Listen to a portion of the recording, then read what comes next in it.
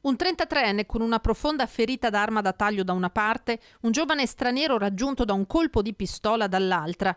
È questa la scena che si sono trovati di fronte soccorritori e carabinieri della Compagnia di Verona, accorsi su segnalazione di una violenta rissa scoppiata nei pressi di un distributore di benzina con annesso bar in Corso Milano, una delle strade più trafficate del capoluogo scaligero che attraversa l'omonimo quartiere. L'episodio a tarda sera, poco prima delle 23, l'alterco tra due giovani stranieri tra i 25 e i 30 anni e un 33enne italiano. È stato quest'ultimo al culmine della rissa a estrarre una pistola e a fare fuoco contro uno dei rivali, che pur colpito è riuscito a sua volta ad afferrare una lama, un oggetto tagliente, e a reagire ferendo l'altro al torace.